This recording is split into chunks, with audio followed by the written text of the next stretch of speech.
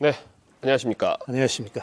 예, 먼저 저희 KBC 시청자분들에게 2023년 신년 인사 한 말씀 더 부탁드립니다. 존경하는 시민 여러분, 새해 복 많이 받으셨습니까? 새해는 더욱 건강하시고 행복하시고 소망하시는 모든 일들 성취하시기 바라겠습니다. 네, 지난 지방선거 이후에 참 오래간만에 오셨어요. 예. 그동안 어떻게 지내셨는지 다들 궁금해하실 것 같은데. 선거 이후의 방송은 오늘이 첫 번째 출연입니다. 감사합니다. 제 인생의 가장 한가롭고 여유로운 시간을 보내고 있습니다.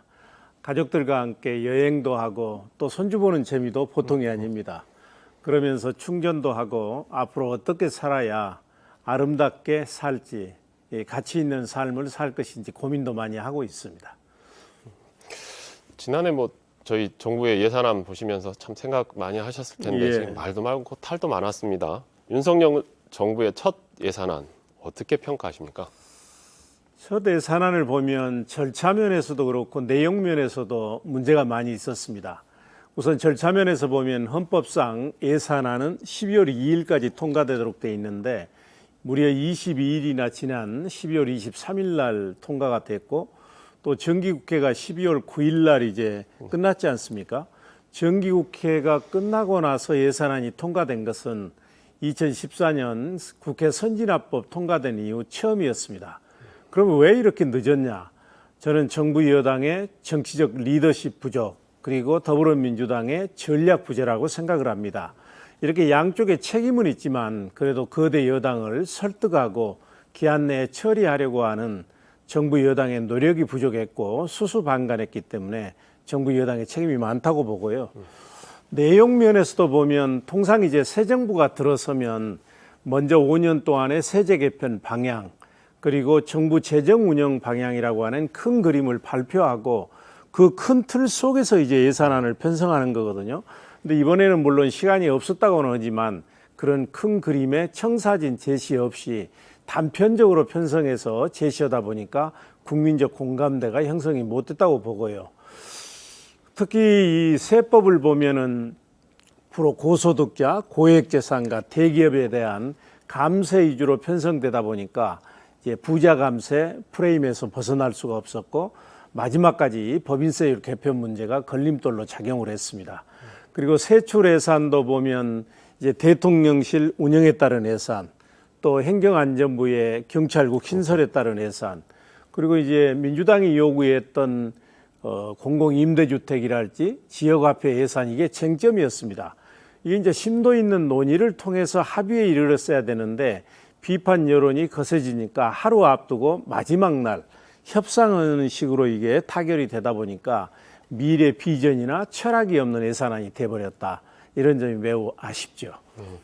말씀하시는데 이제 그 정부 여당 쪽에서는 부자 감세라는 부분이 있다고 하면 사실 거대 야당인 민주당에서는 민생 이야기를 했단 말이죠. 그런데 과연 그렇게 민생을 이야기했지만 예산안에서 그게 반영됐나?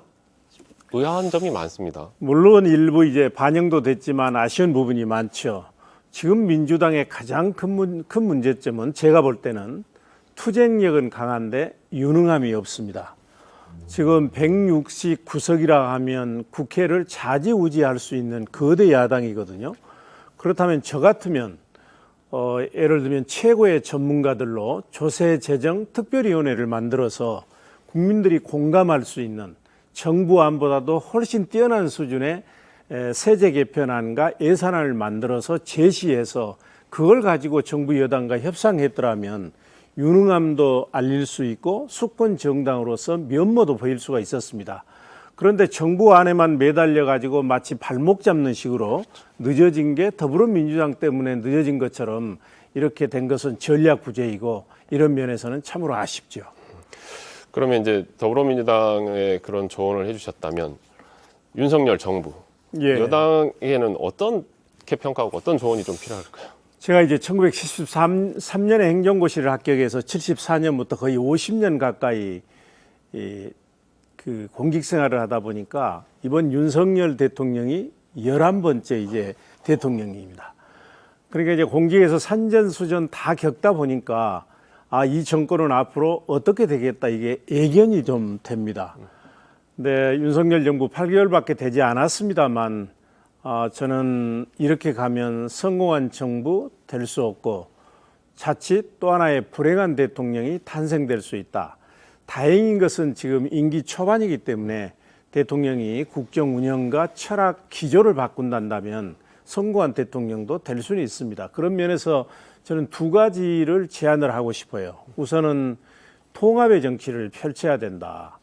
이후 여하를 막론하고 대통령 되고 나서 8개월이 됐는데 169석의 야당 대표를 만나지 않는 것은 이건 협치하고 싶은 생각이 없다는 것이거든요.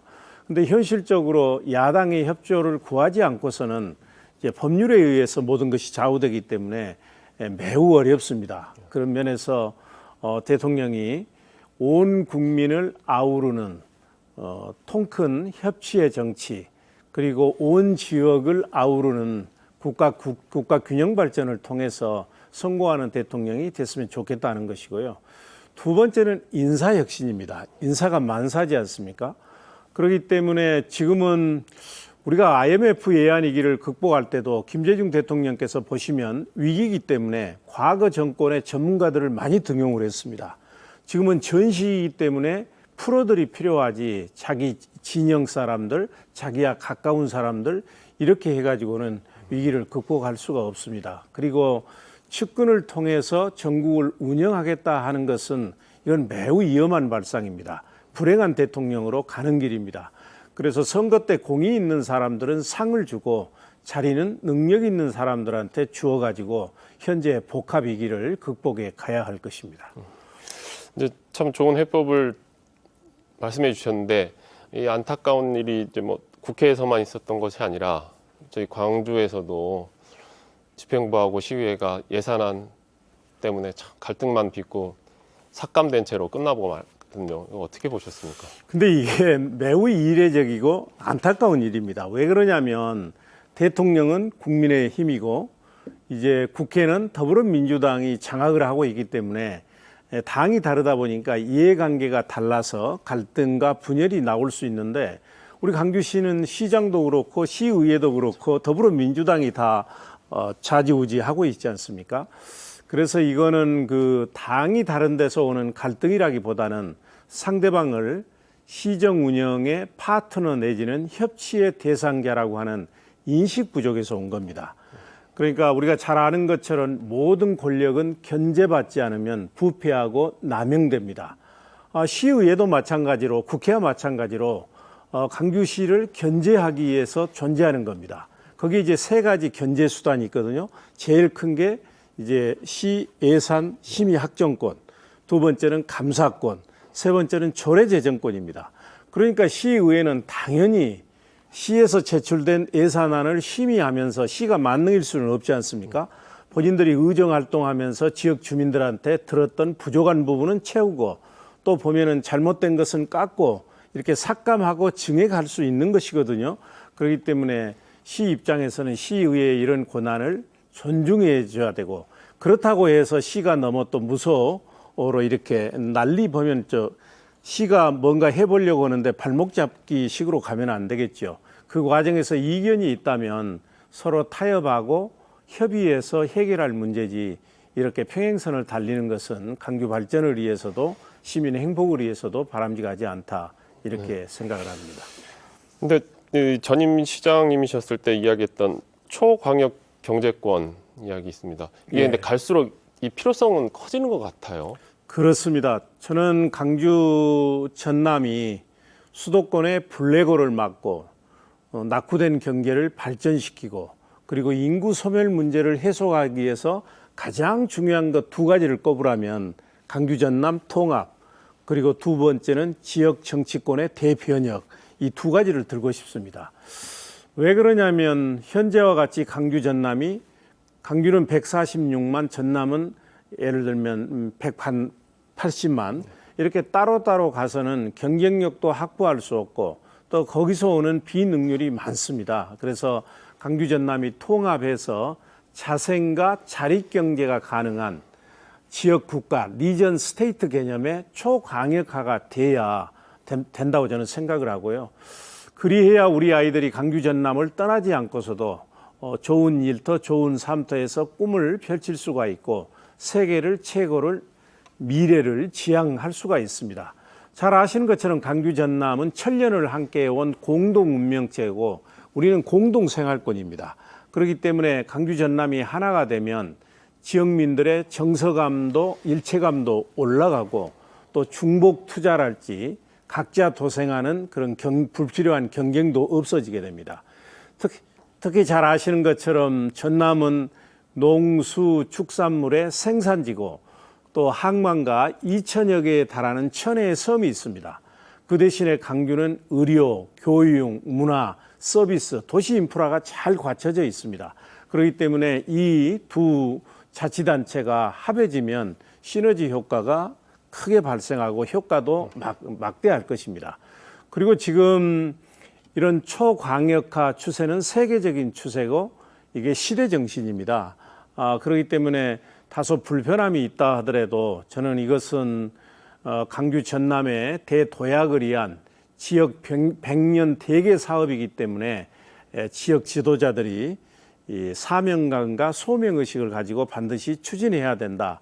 저는 이제 그런 의미에서 제가 2020년 9월 달에 강규 전남 통합을 제안을 했고 이제 전남지사가 동의를 해 주셔가지고 강규 전남 발전연구원에 용역까지 의뢰했는데 이게 이제 현안에 밀려가지고 무산되는 것 같아서 매우 가슴이 아픕니다. 미래를 보고 다시 한번 챙겨야 될 것입니다. 네. 지역 정치권의 대변혁이라는 말씀을 해주셨는데 사실 올 초에 윤석열 대통령이 중대선거구제 개편을 들고 나오면서 정치권에서 지금 이야기가 많이 나오고 있습니다. 개인적으로는 어떻게 생각하십니까? 저는 개인적으로는 100% 찬성입니다. 왜냐하면 저는 윤석열 대통령이 제안하기 훨씬 전부터 현재의 소선거구제를 중대선거구제로 바꾸고 준연동제는 폐지하고 이런 선거 관련 제도를 고쳐야 된다고 생각을 했거든요. 지금 우리 시민들께서 정치 논쟁을 보면 아시겠지만 그야말로 목불인견이고 점입가경입니다. 매우 답답한 것이죠. 근데 이게 왜 그러냐 하면 여러 가지 이유가 있겠지만 소선거구제로 인한 양당 독과점 체제의 폐해에서 온 겁니다. 그렇기 때문에 저는 물론 현재 국회의원들이나 정치인들의 개인 자질 문제도 있겠지만 그것보다는 저는 시스템의 문제고 문화라의 문제라고 생각을 하거든요. 그래서 이걸 바꿔주지 않으면 이게 반복된다는 얘기죠. 특히 우리 강규 전남 발전을 위해서는 이 소선거구제를 중대선거구제로 바꾸는 게 매우 필요합니다. 잘 아시는 것처럼 지금은 강규 전남에서는 더불어민주당의 공천만 받으면 무조건 당선되기 때문에 능력 있고 그 공직관이 투철한 후보를 공천하려고 하는 게 아니라 자기 사람을 공천하고 있지 않습니까? 또 당선된 정치인들은 국가나 지역 발전을 위해서 헌신하는 게 아니라 다음 공천을 받기 위해서 당이나 실세에만 이렇게 이제 충성하는 그런 식으로 지금 잘못 가고 있고 그러다 보니까 지역에 큰 정치인이 없습니다. 그래서 저는 기본적으로 더불어민주당의 독과점 취재가 끝나고 인물위주의 경쟁체제가 갖추어져야 강규도 살고 더불어민주당도 살고 한국 정치도 산다고 생각을 합니다. 왜 그러냐면 그렇게 이제 경쟁체제가 갖추어지면 인물위주의 공천이 되기 때문에 젊은 유능한 후배들이 이제 정치권으로 갈 것이고 정치권에 가서도 지역 발전을 계속 고민할 것이고 물론 더불어민주당 입장에서는 이제 텃밭이 약화되기 때문에 처음에는 좀 어려움을 느낄 것입니다. 그렇지만 이것이 계기가 돼서 혁신하고 수권 정당으로 다시 태어나는 계기가 될 것이고 한국 정치는 이제 지역주의라고 하는 이 고질적인 문제에서 벗어나기 때문에 한국 정치도 발전될 수 있을 것입니다. 그래서 꼭 관철됐으면 좋겠습니다. 네.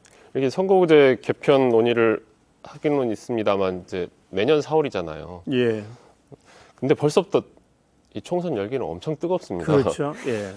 혹시 개인적으로는 어떻게 내년 총선을 생각을 하고 계시겠죠? 이 질문은 안 났으면 했는데요. 저는 실은 제 지금 가장 큰 관심은 제가 출마하느냐 여부가 아니라 어떻게 하면 우리 지역의 정치 문화와 시스템을 바꿔서 그 참신하고 그리고 역량 있고 유능하고 공직관이 투철한 후배들이 정치권에 진출해서 강주나 국가 발전에 헌신할 수 있는 정치 환경을 만들 것인가, 여기에 관심이 더 많습니다. 사실 우리 지역에서는 국회의원을 시민들이 뽑는 것이 아니라 그동안 더불어민주당이 임명하는 식으로 운영이 됐습니다. 이제 이런 게 시정이 되도록 그런 부분에 제 역할이 있다면 노력을 하겠습니다. 네. 그러면 끝으로 우리 지역민과 시청자들에게 인사 부탁드리겠습니다. 존경하는 시민 여러분, 지난 4년 광주는 저에게 모든 것이고 전부였습니다. 시장직은 끝났지만 광주를 더 크고 더 강한 광주를 만들겠다는 저의 열정과 꿈은 끝나지 않았습니다. 언제 어디서 제가 무슨 일을 하든 광주 발전과 시민의 행복을 위해서 제 나름대로 최선을 다하겠습니다. 금년 한 해도 건강하시고 행복하십시오. 감사합니다. 네, 오랜만에 이렇게 귀한 자리 내주셔서 감사합니다. 고맙습니다.